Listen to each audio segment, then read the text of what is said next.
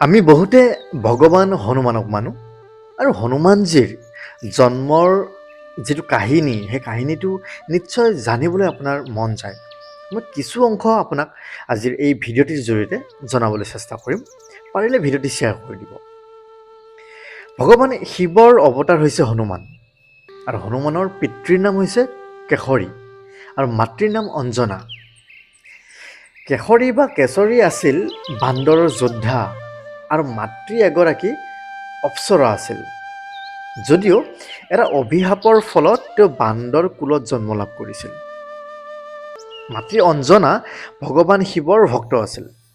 তেওঁ দীৰ্ঘদিন ধৰি তপস্যা কৰিছিল যাতে তেওঁ ভগৱান শিৱৰ পৰা এটা সন্তান আশীৰ্বাদ স্বৰূপে লাভ কৰিব পাৰে। আৰু অঞ্জনাৰ ভক্তিত ভগৱান শিৱ সন্তুষ্ট হ'ল। শিৱই আশীৰ্বাদ দিছিল যে তেওঁৰ নিজৰ এটা অংশ অঞ্জনাৰ পুত্ৰ হিচাপে জন্ম হওক। আৰু ইয়াত বায়ুদেৱে সহায় কৰিলে।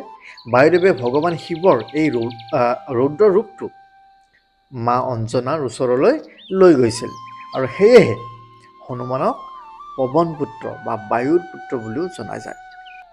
মই এই ভিডিঅ'টো কৰিছোঁ গুৱাহাটীৰ গণেশগুৰিৰ গণেশ মন্দিৰৰ ওচৰতে থকা এই হনুমান মন্দিৰটিত। তাত গৈ আপুনি মনৰ সুখ লাভ কৰিব। ময়ো খুবেই ভাল পালোঁ। হনুমান জয়ন্তীৰ দিনা মই ইয়াতে গৈছিলোঁ মোৰ বন্ধুৰ সৈতে। যদি এই ভিডিঅ'টি ভাল লাগিছে বা কথাখিনি জানি ভাল লাগিছে, ভিডিঅ'টি শ্বেয়াৰ কৰি দিবলৈ নাপাহৰিব আৰু কমেণ্টত লিখিবলৈ নাপাহৰিব। জয় হনুমান।